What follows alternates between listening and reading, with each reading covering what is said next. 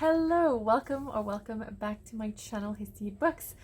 We are the 15th of February and I'm very excited because the long list for the Women's Prize for Nonfiction, the first Women's Prize for Nonfiction has been announced. So I wanted to do a reaction to it, so let's just hop online and see what has made the list. As you may know, I did a predictions video, you can go and check that out. I hope to get more than one correct, because last year is the first time I did predictions for a prize for the Women's Prize for Fiction, and I got one correct.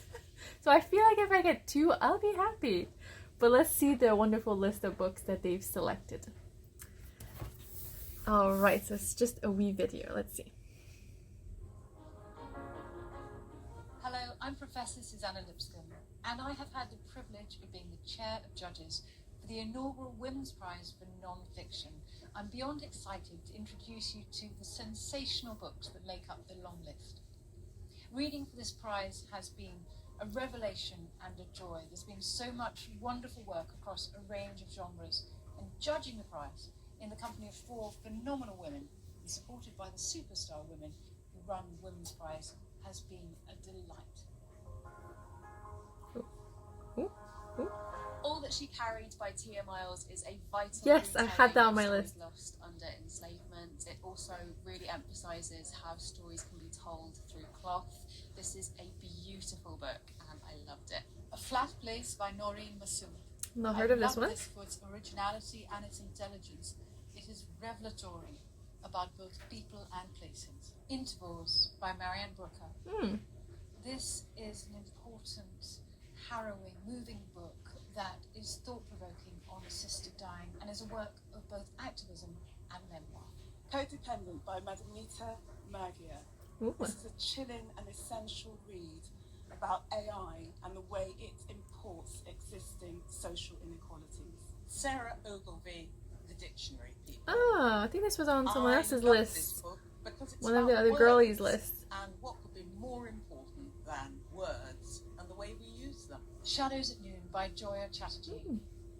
This is the product of a lifetime's research. It is compellingly written, it's original, it's big, and it's bold. Eve by Kat Bohannon. Oh, nice. I saw that on someone else's list and I was like, yes, I hadn't seen that. Yeah. Matrescence by Lucy Jones is a must-read for everybody. This book is life-changing and will shift how we view motherhood. Thunderclap by Laura Cumming. That was on my discarded list. Because of the way she intertwines a subtle and tender love of her father with a deep understanding of Dutch art. Some People Need Killing by Patricia Evangelisti. This is a magnificent, brave book about the extrajudicial murders in the Philippines under Rodrigo Duterte. It is told in taut and powerful prose, and it's very important. The Britannias by Alice. Ooh, that was on my list. This is a beautifully written account of 5,000 years and many of Britain's islands. It covers and explores the histories in plain sight and those out of view. And of course, those out of view are very often to do with the lives of women. How to Save Babylon by Safia Sinclair. That was also on someone else's list. Lyrical, evocative, and beautifully written memoir about growing up Rastafari in Jamaica. Wifedom by Anna Funder. That was on my list. This compelling book challenges the way that women are excluded from the dominant narrative, and it does so in prose that is intelligent and crisp, and that really evokes a period. Doppelganger by Naomi Klein. I'm a little surprised it's on the list. Because she takes what, on the face of it, is a simple idea of having a double, someone who is frequently thought of as her, and she spreads this out and pulls at the thread until she constructs a dark comedy of a mirror image world that is really rather terrifying. Vulture Capitalism by Grace Blakely is life-changing and it will shift your That was on my discarded list as well. Capitalism itself. Young Queens by Leah Redmond Jang. Ah. Read this book if you're interested in power, in family, in extraordinary women, or if you just want a stonking good read. Wow, what a list. Okay, that was very interesting. Many I've never heard from before. many that are in the same style as others. So clearly Young Queens is the one, like one of the almost like history books that was chosen over Normal Women and like all those other books, you know, that a lot of people thought were sure gonna make this list. Vulture Capitalism, you know, I didn't expect an economic book to really make it, but especially because it sounds quite heavy, but it makes sense that one would make it. Doppelganger, I don't know how I feel about that one, because at first it was like top of my list. I thought for sure it's gonna make the list, and then as I went along I deleted it off my list because I thought I didn't know what to make of it, because what she was gonna do with the whole doppelganger thing, and I feel like no one's really explaining what this book is about. It's very unclear to me, but she must be doing something really interesting, so you know, maybe. The Britannias, all that she carried, wifedom. So I got 3.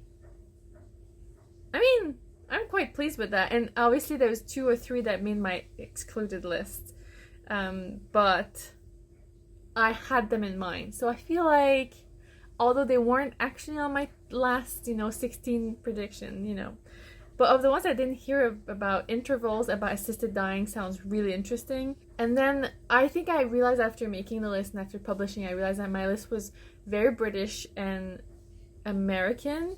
So I like that they've actually included a lot of, because they have the book about being the South Asian 20th century, and they have about being Rastafari in Jamaica, about the Philippines as well, and stuff like that. So very, very cool.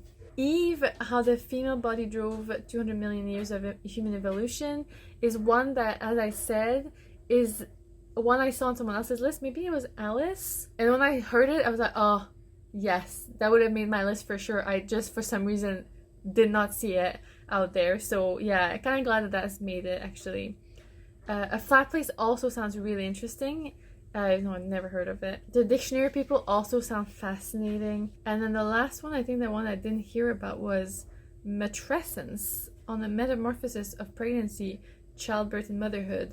It's very interesting to have one on pregnancy and motherhood and all of that. So very cool. Yeah, a very exciting list. I don't know that I'll be reading it, but I might pick up some of these titles if I can find them, and you know, I'll definitely be getting back to you with a reaction for the short list, and I look forward to seeing, you know, what everyone thinks as well, if people are doing reaction. I know nonfiction is a little bit less popular than fiction, obviously, but it's cool to see other people also jumping on the bandwagon of you know, hyping this new prize, and also hyping women who write nonfiction. When I started doing my research for the predictions video, you know, I started broad, like best nonfiction of 2023, and so many of these lists were full of men, so it kind of highlighted the fact that it's nice to be showcasing, you know, women who write nonfiction about all kinds of subjects, as well as the judges said, you know, earlier in the video. So yeah, very exciting. What do you think about the long list for the Women's Prize for Nonfiction 2024? Let me know what you think. I cannot wait to, you know, see everyone's opinion. It's very cool. So yes, thank you so much for watching, and Hasty back. Bye.